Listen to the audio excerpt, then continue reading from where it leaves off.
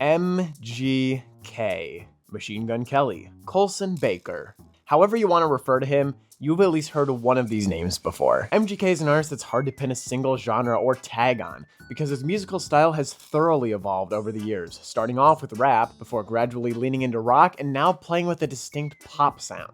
MGK also has a bit of an awkward reputation, at least as far as the pop punk and emo scene goes. He was named the Prince of Pop Punk by Billboard, and many credit him with bringing new life into the genre, but for every fan of MGK, there's at least one person who feels the exact opposite. Someone who thinks MGK is a poser, a trend chaser, you name it. As for me, I sort of ride the fence when it comes to MGK. A few years back, I would have considered myself an incredibly huge fan of his, to the point where he was even my top artist on Spotify for a short period of time. But aspects of his character and his music both kind of swayed me away after a little bit. That being said, it's been quite a few years since I've really given any of his music a shot, so that's what we're here to look at today. Today, we are exploring the music of MGK and asking a few questions along the way. Is he a mainstream sellout and a trend chaser? Is he a poser? Does he really deserve all of this hate he's getting online? Those questions and more will be answered in due time, so sit back, relax, and enjoy, because I listen to every single Machine Gun Kelly album, so you don't have to.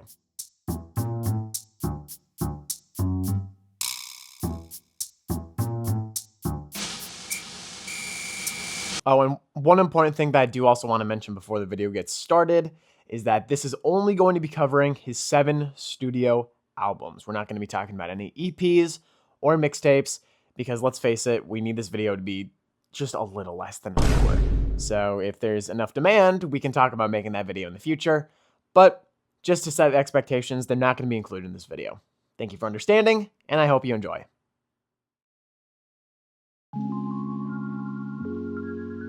In March of 2012, MGK released the EP Half Naked and Almost Famous, containing a few singles from his upcoming debut album. 7 months later, that debut album, Lace Up, was finally released to the public. Admittedly, my expectations going into this were pretty low. I've heard kind of negative things about MGK's early work, and I was definitely letting that affect my perception of how I was going to enjoy it, but that didn't stop me from going in with an open mind. So I dove in, and what I didn't expect was to enjoy this project as much as I did.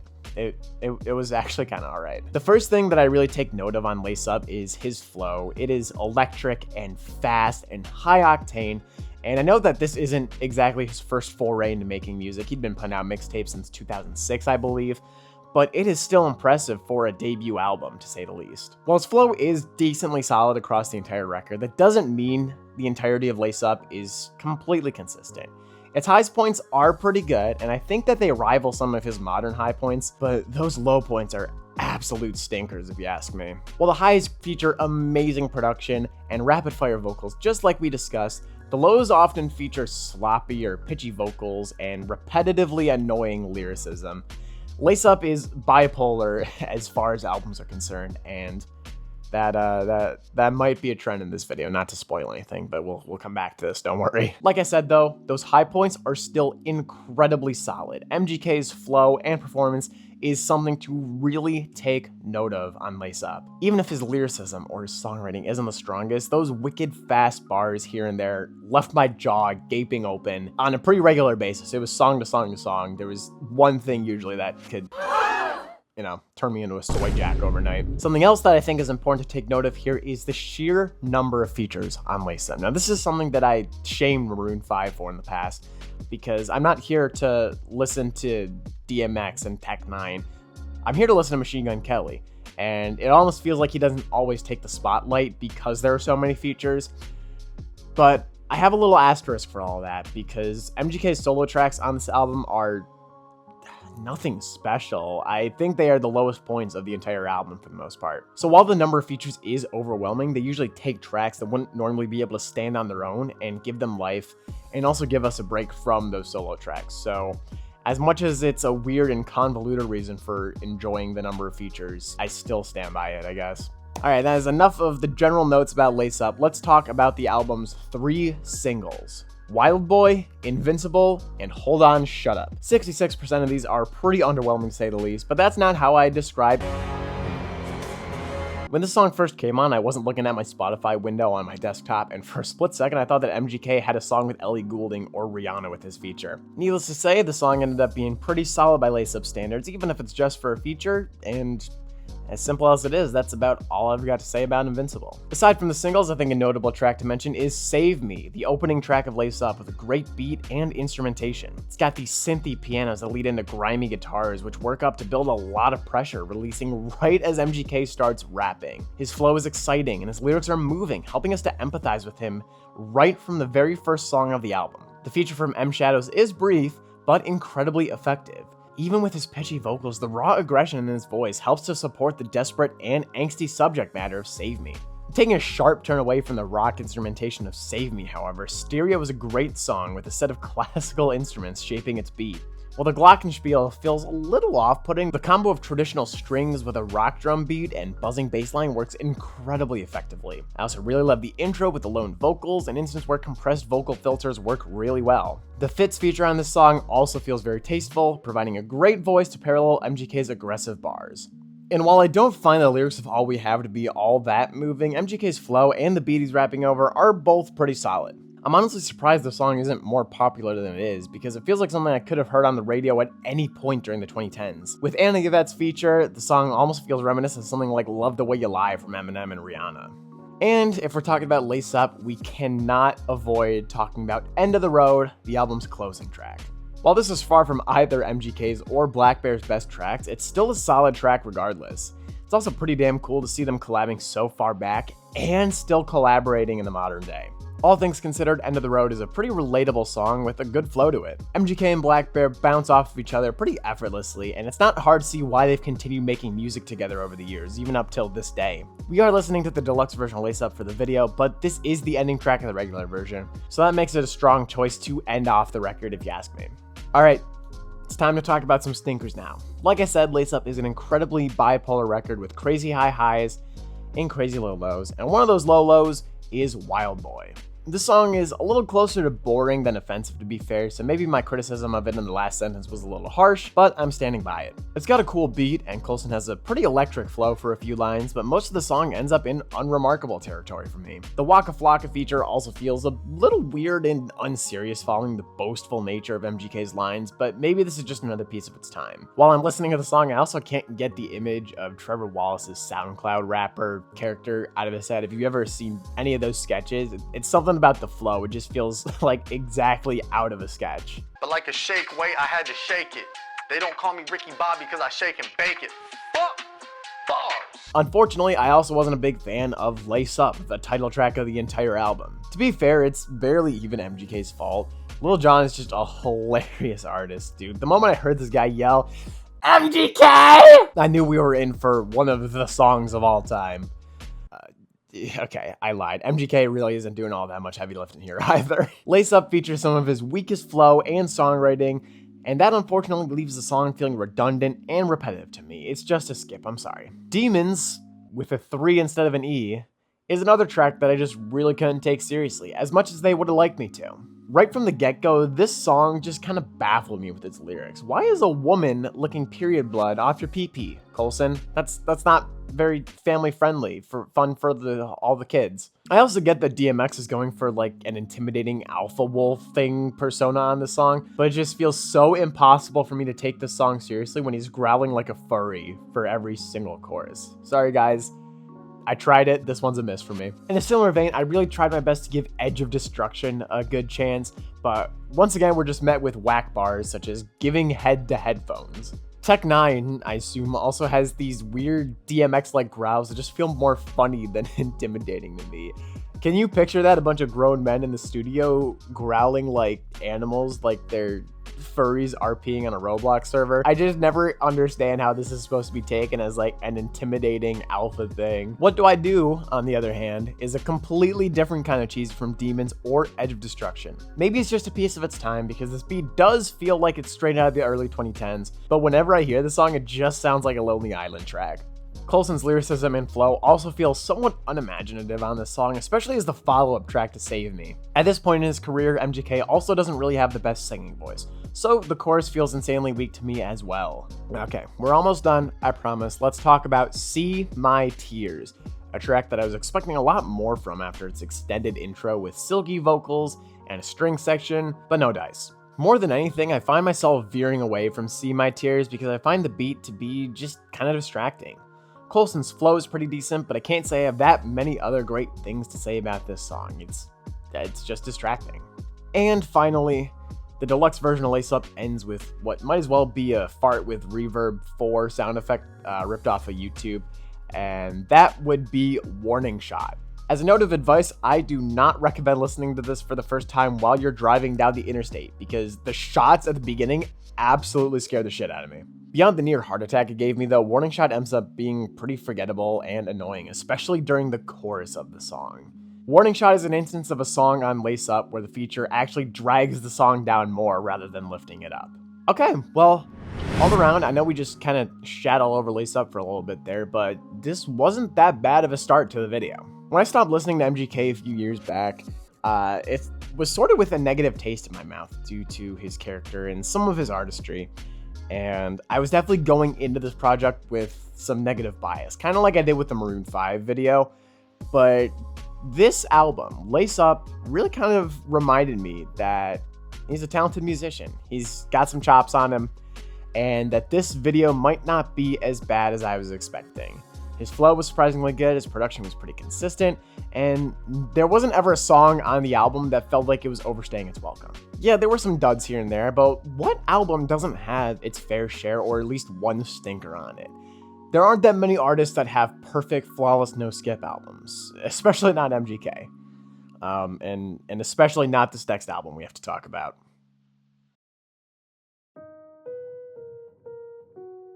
In 2015, MGK's sophomore album, General Admission, would be released, and if you ask me, this is a pretty drastic step down from the likes of Lace Up. Now that might sound dramatic, but hear me out on this one. General Admission is fine, but it's not exactly what I would have expected from a sophomore album. When it comes to that second album, I really need to see you iterating on and evolving from the first. In the case of General Admission, songwriting, vocals, flow, and production all don't improve. They don't necessarily all get worse, but there isn't all that much growth or experimentation on General Admission that I would really like to see. It just sounds like Lace Up Part 2, and I like Lace Up. We just spent a lot of time talking about the great parts of that album. But if I wanted to listen to Lace Up, I would listen to Lace Up, not Lace Up Part 2, General Admission. Let's stop dunking on General Admission for a second, though. Let's talk about something that is an actual solid improvement, and that is MGK as a solo performer. There are less features on this album, he gets a bigger chance to shine for himself, and it works out for him. I think this is a more confident set of tracks from MGK, and we see that by just how many solo tracks there are. As far as the general overview goes, that's about all I've got to say about General Admission, so let's move into the singles of this album, of which there are 4. Those being Till I Die, A Little More, World Series, and Gone. While I'd still consider these to be a pretty weak bunch, I do think they're at least a step up from those Lace Ups, so I'll take what I can get. Of these 4 singles, the one I found myself enjoying the most was probably Gone. I wasn't expecting a reserved and retrospective song from this album, let alone from a single, but MGK delivered on that with Gone. Just over 4 minutes in length, this song also doesn't feel like it particularly overstays its welcome or has too much fluff. It certainly doesn't feel like 4 minutes, I'll tell you that much. It feels like it goes a lot faster. Leroy Sanchez's feature also isn't my favorite on this track, but I do like that it's more subtle. It sounds less like a feature and more of like a solo MGK song with a sample. It's kind of unique. Aside from the singles, Spotlight is one that really took its time to grow on me, but now I think I enjoy it. Do I think it's better than Save Me? Definitely not. Does it take a little long to get to the point? For sure. But what I love about the track is its production. Specifically, I love the instrumentation of the lone guitar for an overwhelming majority of the song, and while the pacing is a little awkward, Spotlight does eventually lead to a satisfying release of pressure in the chorus. And as far as songwriting goes, I found Story of the Stairs to be an incredibly moving track. To be fully transparent, I just assumed that MGK was rapping about a random girl at the start, and I found it to be kind of shallow and sexist in its depiction of this relationship. But what Story of the Stairs is actually about is a song about Colson's relationship with his mother, who left his life when he was only 9 years old. Upon finding this out, a lot of the angst on this track feels a lot more reasonable knowing the history with these two. And while I definitely think that the lyricism can be rephrased a bit more eloquently in some places, it's hard to deny the pure rage that MGK feels on this song. This song highlights one of MGK's strong points for me, in that I think he's really good at taking real stories and lessons from his life and contextualizing those in the form of a song. We're gonna touch on this plenty in this video. Story of the Stairs is just the first great example of that really stands out to me. If any song on General Admission is a guilty pleasure though, it's gotta be Bad Motherfucker. The lyrics are incredibly corny to me, especially when Kid Rock and MGK spend so much time hyping themselves and each other up. But that being said, I would be lying if I didn't actually love the guitar on this song. Holy cow, congrats, middle-aged rock, you get your 2 claps. Okay, so now it's time for the stinkers, and we've got quite a few to talk about. Let's start with a hot take of mine, because I understand that this is a somewhat popular song in the MGK fan base. That being Till I Die. Now, maybe it's my fault from going into this album with the impression that Till I Die is a fan favorite song, but I don't know, it doesn't do much for me. I guess I was expecting something a little more high octane with the title like Till I Die and a video of him ziplining to this song in an arena, but the song just kind of failed to deliver on those expectations for me. Personally, I also just find the chorus to be a little repetitive, and that turns me off from the song, but that's just me. I know it's a personal preference. Eddie Kane is another song that I would definitely skip on future listens. At this point, it's got me asking the question if MGK just has a song on every single album that sounds like it came out of a Trevor Wallace video, because this sounds exactly like the last one. Famous like the cookie, you could never book me. Went all 6 seasons, you could call me Snooki. Yo, Mom, what the fuck? Either way, I'll just be flat with you. I don't have that many constructive things to say about this song. Eddie Kane is simply a miss for me. Whereas Eddie Kane was at least a song that I kind of laugh about and find some funny things to say about it, Alpha Omega is just one that I find to be blatantly obnoxious. I understand that selfishly flaunting your ego is a staple of many rappers, but it's never been all that enticing or moving of a theme to me. This is incredibly apparent on Alpha Omega, where MGK raps about how much of a badass he is for 3 minutes straight. Pair that with some underwhelming verses and boring songwriting on the chorus, and Alpha Omega is a unanimous skip for me. World Series was also a miss for me. A distracting beat plus a weak flow equals an unfortunate atrocity of a track. I do enjoy the beat switch up. I think that beat switch up is so cool, but that's not until halfway through the song. And by that point, you've lost me, I'm sorry. Okay, so that was a little overwhelming. I think I need to take a breather after that one. I don't think I will ever be going back to General Admission, at least as its own compact piece of work. There are singles here and there that I really enjoy, but when you mosh it all together, it just feels disjointed and sloppy, and once again, I don't feel like we see the growth or evolution that I would have liked to see on an album. Right now, there's not much we can do about that. All we can do is move on to a marginally better album.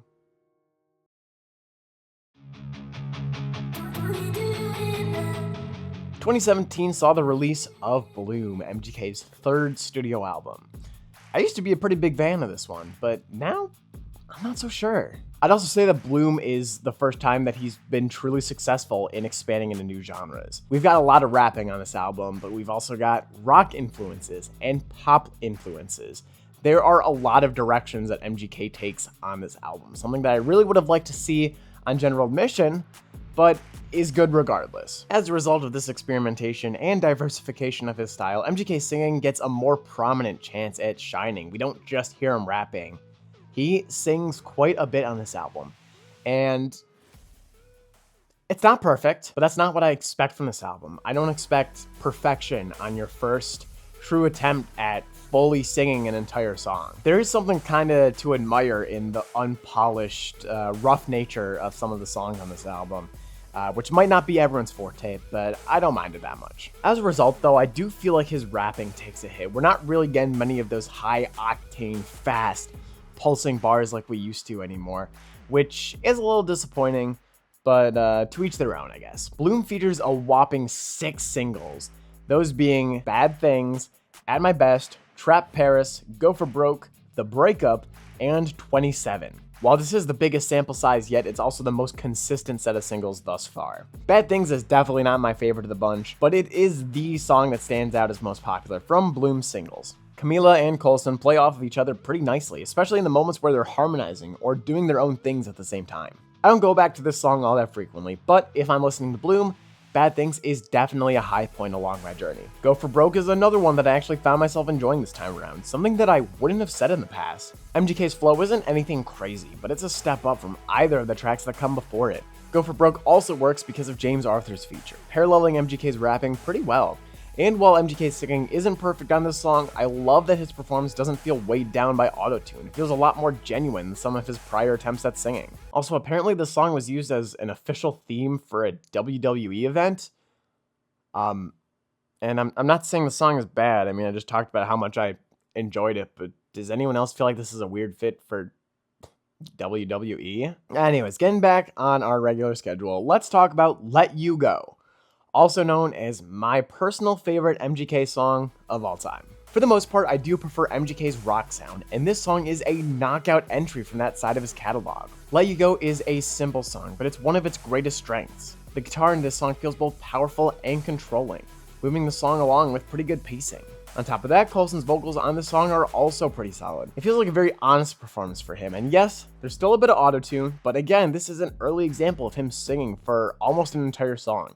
So I think it's valid for him to be a little shaky and unpolished. Directly following Let You Go, however, is the closer to the normal version of the album, and that is 27. My favorite closer on any MGK album. 27 features a pretty honest subject matter and perspective, and also balances his rapping and singing perfectly. This is also a song where I think his singing voice sounds the best, though Let You Go definitely gives it a run for his money. 27 also features some pretty excellent instrument-driven pacing with a great build-up and use of dynamics in the guitars and drums, all coming to a T in the final chorus when everything just kind of feels like it explodes in this blossom of color. Okay, we've got some pretty rough songs to talk about now, so let's start with Wake and Bake, a song that I completely did not remember from any of my past listens of this album. And good God, I wish I could go back. After hearing the intro of this song, my hopes were admittedly quite high, but those hopes came crashing down as soon as MGK's voice hit the 40-second mark. A performance so confusing and lazy that I was left at a loss for words as I tried to compose my thoughts on this song. Once again, Wake and Bake is another example of a Trevor Wallace song. I just don't know how any of us are supposed to take Wake and Bake seriously. They say I'm next up. I tell them I'm already here. You should shut up and just drink that beer. Kiss the Sky, on the other hand, is a song that I used to be quite fond of, but in these most recent listens, I'm having trouble understanding why I gravitated toward this song. Verses, underwhelming. Chorus, if you can even call it that, bland and repetitive. Production, it's fine, but nothing mind-blowing. It's just a little annoying. Now, staying in the vein of songs that I used to love, but can't really understand why these days, let's talk about Golden God. As nitpicky as this is gonna sound, I just find MGK's flow to be pretty annoying on this track. I really wish I could enjoy the song more because I think the beat is pretty solid, and the subject matter of Rags to Riches is pretty moving, even if it comes out as sort of shallow and egotistical to me. But, I don't know, it's fine, whatever. And finally, for the crown jewel of Bloom's crappy moments is the song Can't Walk. The only thing I wrote down for the song is what the hell did I just listen to? If I'm being so real, I am not sure what MGK is trying to accomplish on this track, but he just sounds so bored and uninspired for the entire song. Monotone delivery might work for some people, but I personally do not get the appeal behind this style of singing. It just feels so bland. Okay, so that was tough. That was a lot tougher than I remember it being. Bloom is an album that I'm quite happy to be done with, as sad as I am to say that. It's got its high moments. I think its high moments trump those of general admission, but Wake and Bake and Can't Walk might be the two worst songs I've listened to yet in this entire video. Thankfully, we're moving on to a banger.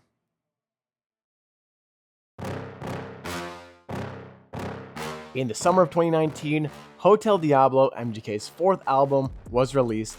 Oh boy, this album is a heater. Now, I've got a bit of an interesting history with Hotel Diablo, and a bit of a weird story of how I even came into it in the first place. When I was first getting into MGK, way back during COVID, I was trying to put on Bloom, because I had heard Let You Go, and I had heard 27, and I adored those songs, and then I hit Hotel Diablo by mistake. and that was what I ended up listening to. That being said, I don't regret my mistake because Hotel Diablo has quickly become one of my favorite MGK albums of all time. It is just so good! For one thing, production is this album's strong suit. Never before have I felt that an album cover encapsulated a sound so perfectly, but in the case of Hotel Diablo, it really works. Take a look at this album cover. Hotel Diablo feels like a much more honest and depressing record than anything prior to it, fitting with the darker, almost monotone color scheme of the album, as well as the peak inside Colson's head. Across this album's 14 songs, you'll find haunting guitar tones and chilling instrumentals, all helping to sell this darker nature of Hotel Diablo. Now back on general admission, we talked about MGK's ability to draw from real life stories and turn those almost into like mini memoirs in the form of song. And I want to touch on that again because it is such an important piece of so many songs on Hotel Diablo. Several songs on this album recount real life stories, whether that's someone who wronged MGK or recounting a past relationship. And again, MGK thrives when it comes to putting us in his shoes and seeing things from his perspective. And the tracks on this album are no different. Every single one feels like its own isolated story. Hotel Diablo consists of 4 singles, those being Hollywood Girl, El Diablo, I Think I'm Okay, and Glass House. I consider this far and away to be his strongest selection of singles yet, starting with Hollywood Girl. No, I'm not going to call it by its real name, I'm sorry. This is a great example of MGK's ability to storytell on songs, this time talking about someone who wronged him, and about the break of trust that was experienced as a result. It keeps the pacing flowing following El Diablo, but it also gradually eases us into the slower track that follows at Glass House. Colson's flow is electric, the beat is awesome, and even in the times where I strayed away from listening to MGK regularly, this is a song that I came back to quite a bit. While definitely not my favorite off the entire album, El Diablo is still a great pick, the closest that you'll probably get to a title track on the album. This is one hell of an opening track to follow the extended intro of Sex Drive, and there's something so carnally entertaining and exciting about this over-the-top bass the song features. And while it's not as satisfying or exhilarating as I remember it to be, the fact that it's at least followed up with some rapid-fire bars is so refreshing. I feel like it's been such a long time since we've heard him rap this fast. I'd also be remiss if I didn't mention the live stream version of the song with the extended horn intro and the extra drum fill in there, and then leading into the spectral haunting string sections. If you haven't checked that video out, go watch it, after you finish this video. It's, oh my god, it's so cool. Okay, wait, I actually need to take a break. I feel like I'm gonna shit myself. Please hold. Alright, gamers, I have successfully not shat myself. It was close, but we're good. Glass House makes us 3 for 3 on powerful singles, because holy cow, this is a heater. God, the production on this song is so damn cool. The guitars are central instrument, pushing the song forward is so damn cool, and the tone they use on it feels nothing short of chilling. Naomi Wild's feature also feels spectral and chilling, providing a great foil for MGK's aggressive rapping with a melodic voice. Floor 13 is another track to take note of off of Hotel Diablo. Honestly, this is a song that I could give a bigger damn about regarding lyrics, but Floor 13 is so cool to me for its production. It feels like such a spectral and haunting song with its echoey distortions and grimy guitar. It really encapsulates that idea of like walking down a dark, haunted hotel hallway. Floor 13 is a pretty popular track if I remember correctly, but a track that I don't think gets nearly enough attention off this album is Death in My Pocket. Death in My Pocket feels like such a confident performance from Colson. His flow is great, his lyrics are brutally honest, and Naomi Wild's return on the chorus is great. The song just works so well. It's the perfect balance of aggressive vocals and spectral production. It just is so cool. And of course, we cannot talk about Hotel Diablo without talking about the closing track, I Think I'm Okay.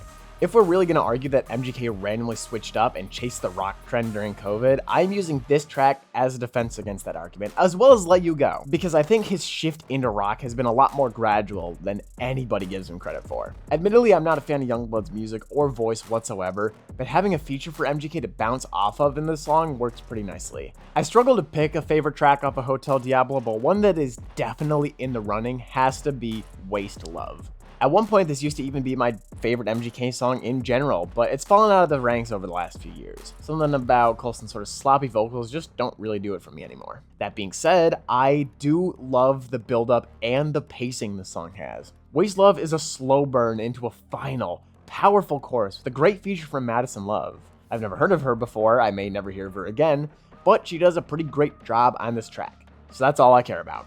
As far as weaker tracks go on Hotel Diablo, there's really only two that I want to talk about, the first of which being Candy, a song that has what I consider to be a pretty bland and annoying chorus. While I do like that in my head again post-chorus as a transitional element into each verse, the verses themselves don't excite me that much, and that includes both MGK's and Trippie Redd's. They're just both more underwhelming and unimpactful than anything to me. The only other song that I'm really not too crazy about off the album is 53666, but it's definitely a track that I think is more just okay than outright terrible. If anything, it just got kind of old quick, and I didn't really find myself wanting to listen to it all that much. More often than not, it was just skip so I could get to I Think I'm Okay. That being said, I do want to end off our discussion of Hotel Diablo on a positive note. So let's talk about Why Are You Here, a standalone single that I think kind of fits the vibe of this album. Like I said, this was a standalone single that came out a few months after Hotel Diablo's release, and I normally don't go out of my way to talk about these standalone singles, but this one felt worthy. I listened to this one quite a lot back in the day, but more recently I found myself admiring the track because it feels like a perfect transitional track from one album to the next.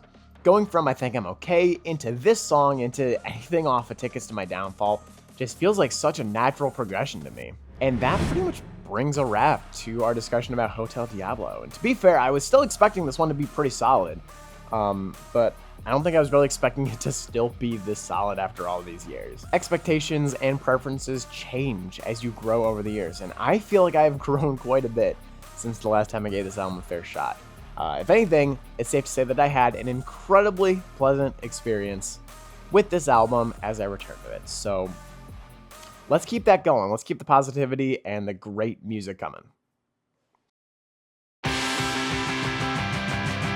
As the world came to a halt with 2020's pandemic, MGK and Travis Barker were in the studios, and when they emerged in September of that same year, it was with Tickets to My Downfall, MGK's fifth album, and his first full foray into the realm of pop punk.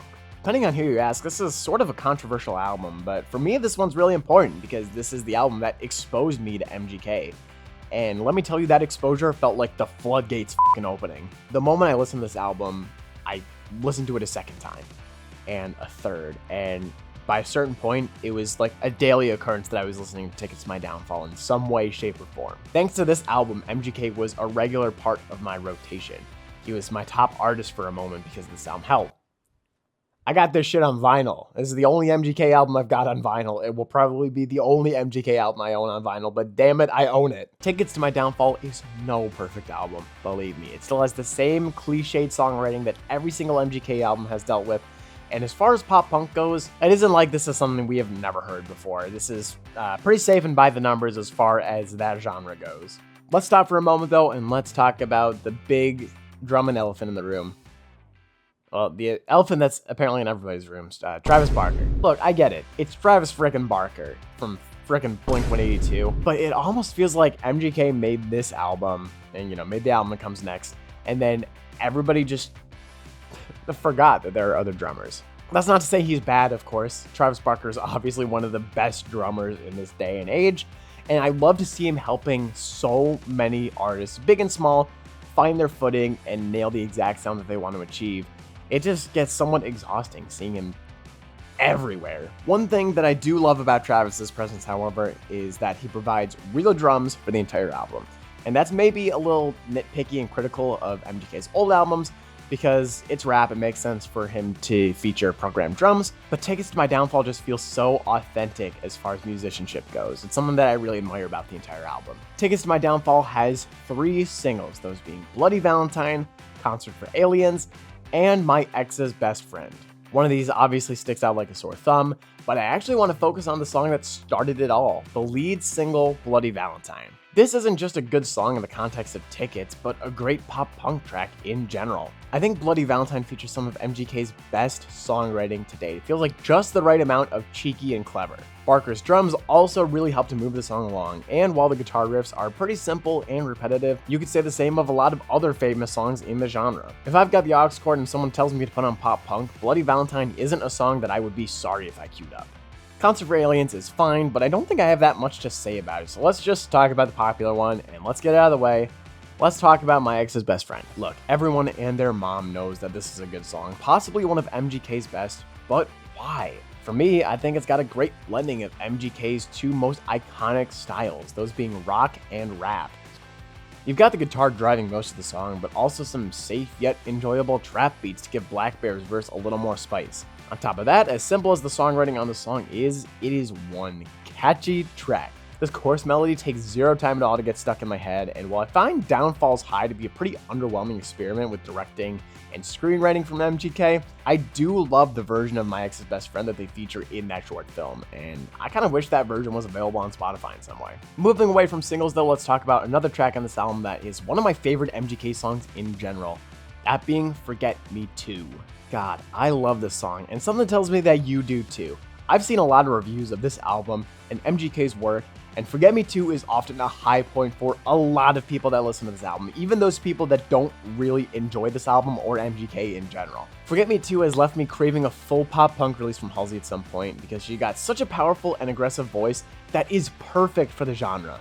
On top of that, Forget Me Too gives Colson such a great opportunity to show off his fast verses alongside some pretty good melodies in each chorus. And that instrumental, yeah, you know it's good. This is one knockout song. We don't need to talk about it any longer. It's just so damn good. Lonely, on the other hand, is yet another instance of Colson taking a real life experience and putting it in the form of song in a really effective and powerful fashion. Lonely is a somber and honest performance from Colson. And when I say somber and honest, I mean both vocals and the song's subject matter. The song surrounds the death of his father, which took place a year after the release of Hotel Diablo and just shy of 3 months before Tickets to My Downfall would be released. Lonely takes its time documenting Colson's relationship with his father, recounting the things that he'd wish he'd said, opening up about these crushing feelings that he's been experiencing. Like I said, it's a brutally honest track, but it's also incredibly relatable. So many of us have had those experiences of saying goodbye to someone and wishing you could say one more thing to them. Title track and Jawbreaker are two more tracks that I think are pretty good in the album, but they're admittedly ones that I don't have a lot to talk about. So instead, let's move on to some of the rough patches, starting with All I Know, yet another Trippie Redd feature. This time though, I don't think Trippie Redd is all that much to blame. What pains me in All I Know is the chorus of the song, because I feel like it quickly overstays its welcome with some repetitive lyrics, and on top of that, the verses just don't really do much for me either. They've got a weak flow and a weak set of lyrics. Kiss Kiss is also unfortunately another miss for me. It sucks that this song has some of the blandest songwriting on the entire record, because it also has one of the catchiest guitar riffs, not just on Tickets, but across MGK's entire catalog. Nevertheless, MGK's writing brings things down quite a bit for me. Kiss Kiss feels very surface level and safe to me, especially at a point where I'm just expecting more following title track. Kiss Kiss doesn't waste any time either, because just as it gets started, it already feels like it's over. As for a song that bores me more than anything, let's talk about Nothing Inside. I guess the song has a pretty decent flow and the chorus is somewhat catchy, but the majority of Nothing Inside is pretty underwhelming to me. More often than not, this song is a skip, as much as I think Ian Dior has a pretty decent voice. All things considered, Tickets to My Downfall is just as I remember it to be. Consistent, energetic, angsty. What happens when you're too scared to change though?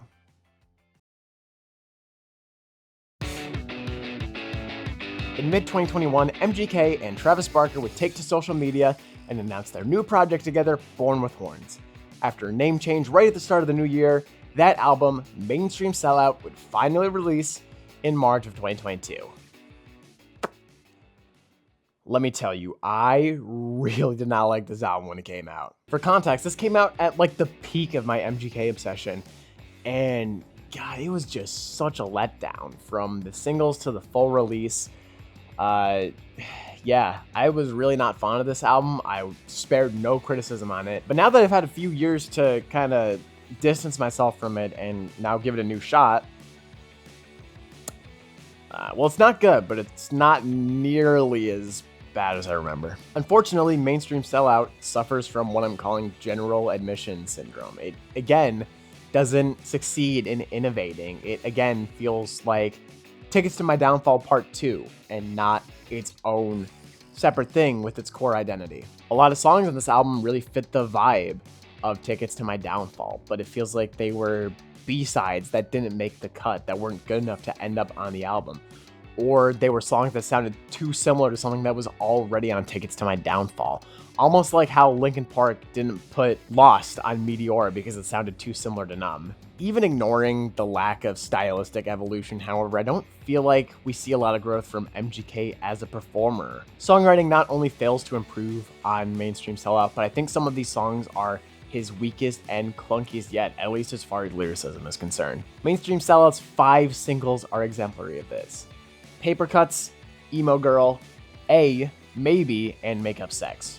For a larger sample size, you'd think that there would be more highs along with the lows, but for me, no dice. These are 5 weak tracks, and even my favorite of the bunch, Maybe, is hard to give any credit towards. Is it only good because it rips off Misery Business? Maybe. See what I did there? Regardless of what it iterates on or takes inspiration from, Maybe is at least exciting from start to finish, something that I can't really say of any of the other singles from Mainstream Sellout. Even if Colson's songwriting is bland and his vocals are on the underwhelming side, the instrumental and flow of the song is pretty solid. On top of that, having a Bring Me the Horizon feature on the track is pretty solid. That's a great way to get me on board, and I'm almost ashamed to admit that this was like a gateway Bring Me the Horizon song for me. So I need to give Maybe at least a little bit of credit for that. Ollie Sykes, I love you. Please announce North America Tour Part 2 now, please. Thank you. We'll come back to the singles in a bit.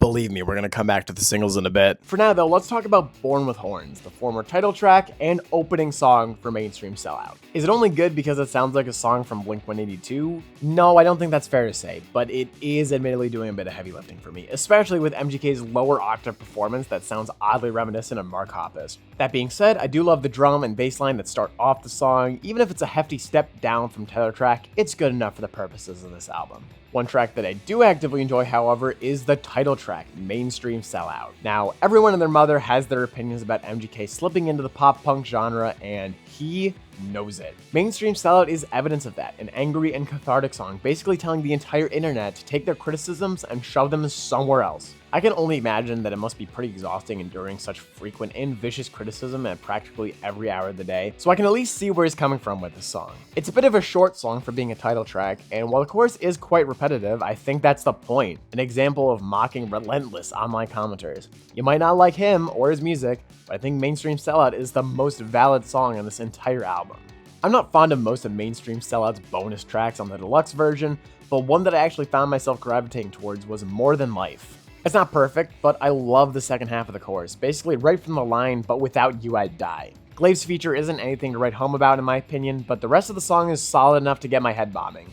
More Than Life also feels like a pretty balanced blending of styles, with the artificial trap beats and realistic drums competing with real instrumentation and confident vocals. And as far as closers go, Twin Flames is one that sort of caught me off guard, because I remember listening to it a few years ago and not really enjoying it, not really thinking it was all that gravitating of a song. But now I think it's my favorite closer since 27. Twin Flames recalls several fond instances of his relationship with then girlfriend or fiance, I don't keep up with it. It's talking about Megan Fox. And it contextualizes just why those moments and his relationship with her are so important to him. At its core, Twin Flame is a sweet song and a surprisingly powerful closer to Mainstream Sellout. And you know what? That's enough for me. And the final good track we have to talk about is Why Are You Here? Yeah, apparently this song made it onto the deluxe version of the album, which is news to me because it came out in 2019. There's been 2 albums between it and Mainstream Sellout. Whatever, it's here, it's still good. It hasn't changed or anything. It's just confusing. Okay. We've got a bit of crap to talk about. Let's start, I guess, with the internet's busiest punching bag. That being Emo Girl. Look, the internet has had its fun dunking on this track. I don't have that much to add to this discussion, so I'm not gonna clown it for too long. As far as songwriting goes, Emo Girl is quite boring. While I've never been too fond of Willow's feature, she at least has a more polished voice than MGK, so that's something, I guess. I don't know. I wasn't looking forward to hearing this song, and I'm certainly not looking forward to the next time that I inevitably hear it in, like, a TJ Maxx. I will say that the one biggest shame of the song is that the instrumental goes to waste, because it is such a catchy guitar riff and drum line, but that's neither here nor there. Yet Another Single is yet another stinker on Mainstream Sellout, at least for me. This song far and away contains some of MGK's weakest verses across this entire album. I also feel like I can barely understand what Lil Wayne is even saying across his portion of the song, and the chorus is once again bland and repetitive.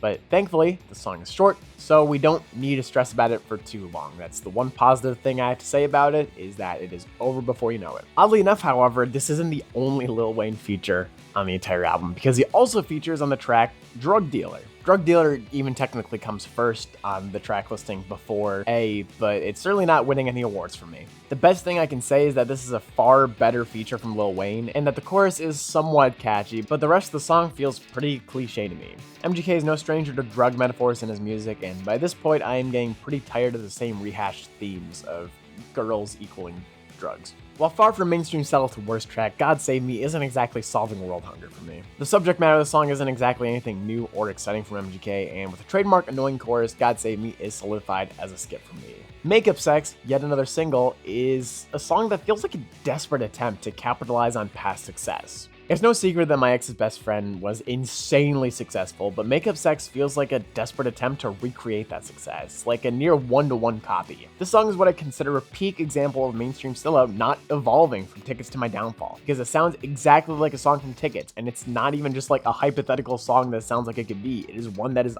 on there with almost 1 billion streams. On the other hand, Die in California suffers for a completely different reason. This is one congested song, and not a very good one at that. 2 artists on a song can be a lot. 3's a party, but 4 artists on a 3.5-minute track. That doesn't inherently make things bad, of course, but it feels like all of these artists barely have any room to breathe, and we barely even hear from MGK along the entire song. What does make the song inherently bad, however, are the pitchy vocals, overwhelming vocal filters, and cheesy writing. I'm not saying it's impossible to get a good song with more than 3 artists on it, but let me tell you, this one ain't it. And finally, we need to talk about another bonus track, a former standalone single, that being Love Race. I think Sleeping with Sirens is pretty sick. Kellen's got a great voice, even if it takes a bit of time to get used to, and I think this song, and this song are all pretty dope. On top of that, it's great to see Kellen Quinn working with so many young artists, just like Travis Barker does. That being said, Love Race leaves a lot to be desired, both from Baker and Quinn, featuring an emo girl-esque chorus and heavy auto-tune use, something that might not bother the rest of you, but personally I can't stand. Alright, so that was pretty rough. I'm a little tired after that. I think we're all pretty happy to say that mainstream sellout is finally over. I'm also thankful to say we've got one more album left to review, and then I can go eat some food because I'm starting to get kind of hungry. So let's speed run through the rest of this video real quick.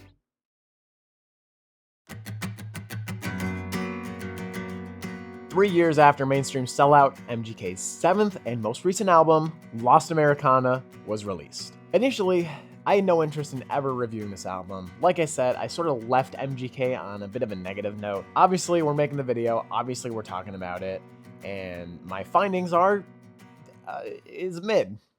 It's not bad. It's not terrible. It's far from his worst work. It's like the perfect 6 out of 10.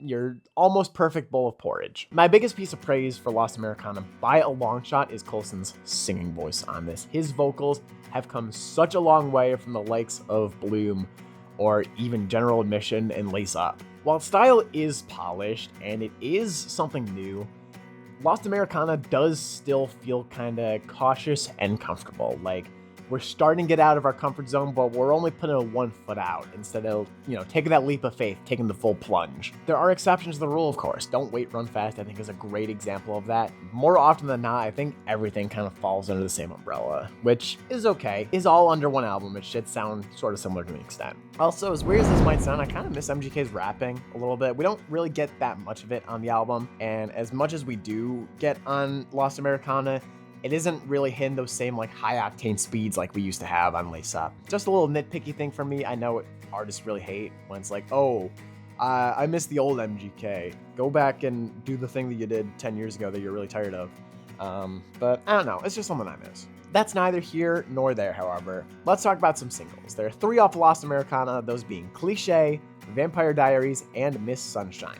The standout of these by a long shot for me is Cliché. At its simplest, this is one of MGK's catchiest songs, and when this first came out, I was even paying attention to it. I couldn't help but keep my head bopping along to it for the entire run of the track. I honestly don't have that much else to say about it. Sometimes all you need is a catchy tune to turn your brain off to, and Cliché is perfect for that purpose. I also found myself thoroughly enjoying Outlaw Overture. It's not his best opener, but it is definitely a step up from Born with Horns. While it's a lot poppier than either Tickets or Mainstream Sellout, it still has that pretty distinct rock inspiration on it. Something I do really enjoy in the song is the key change and the switch up around the 2/3 mark.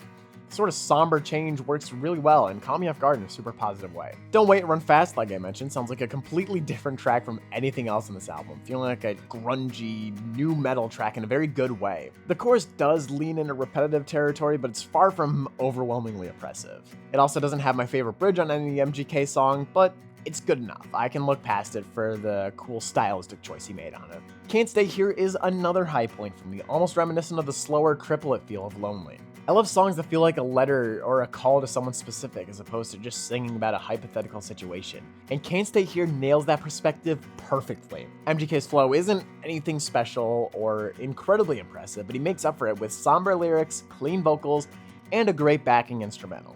Treading Water, on the other hand, is a song I praise for its excellent pacing and use of dynamics.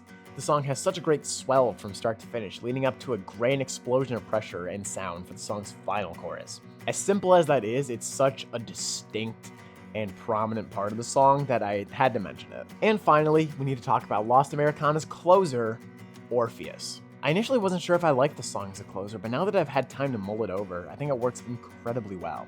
Co-written with Megan Fox, who is now MGK's ex-fiancée, Orpheus feels genuinely moving and impactful. The addition of John Legend's piano on the track makes it all the more heavy and powerful. Alright, the bad tracks aren't all that bad, but they aren't all that great either.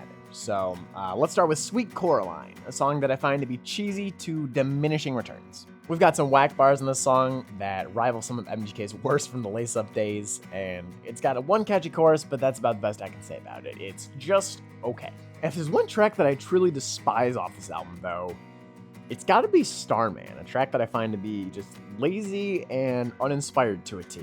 Now look, I don't mind when artists sample other tracks, but I hate it when songs just take a core piece of another song and make it their song's core melody or identity. It feels so uncreative and uninspired, and in the case of Starman, why would I ever listen to this song over Semi-Charmed Life?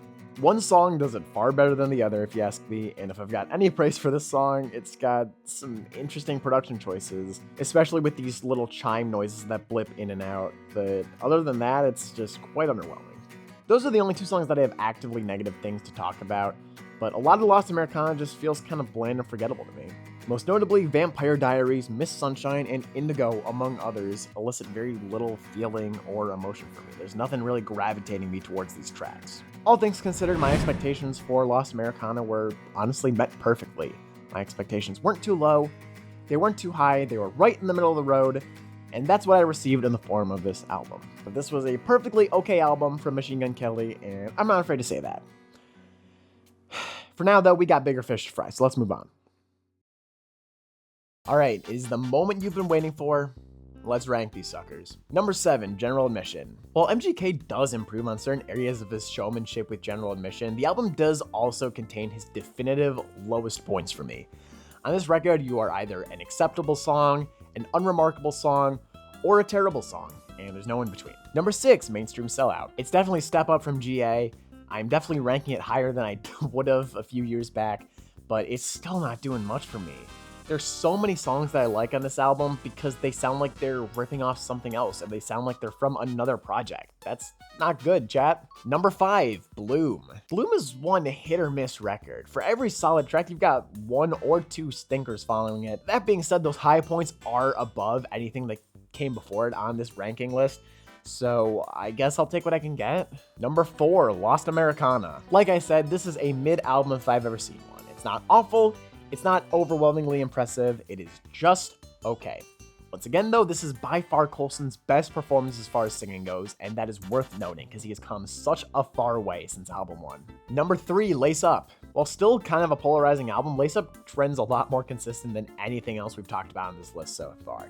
My expectations were on the floor for Lace Up, and I was pleasantly surprised. Number 2, Tickets to My Downfall. Choosing between these last two is so difficult because at this point it feels like I'm picking who my favorite child is.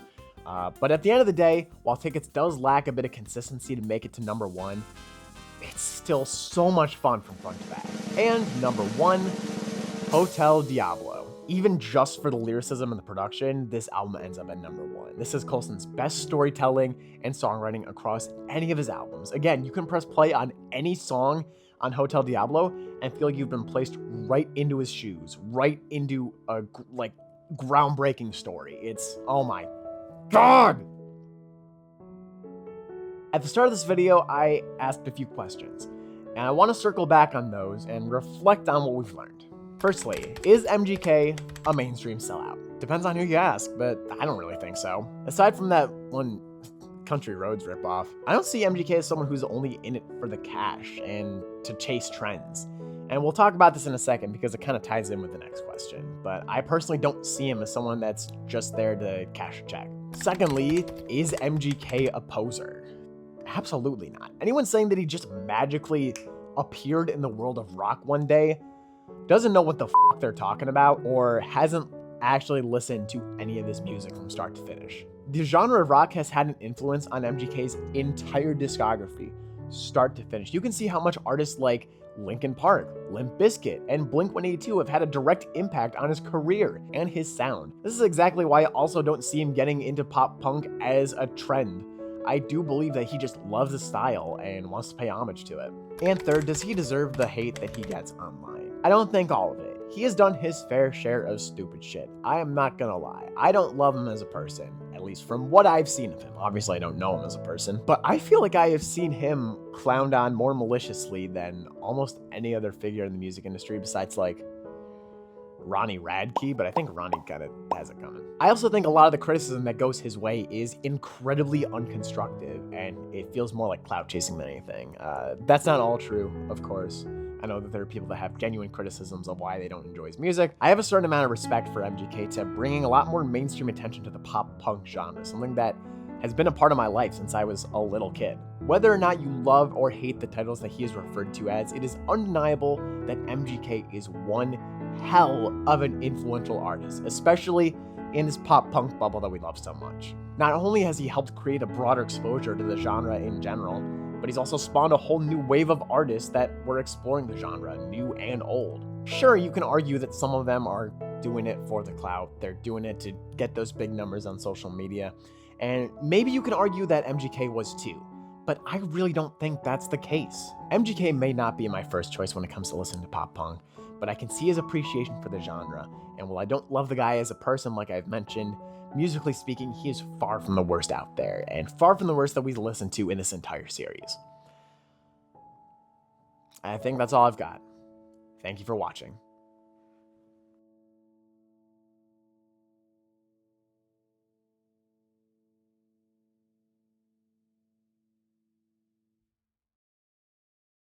For one thing, production is this album's long suit. Long suit? What the fuck?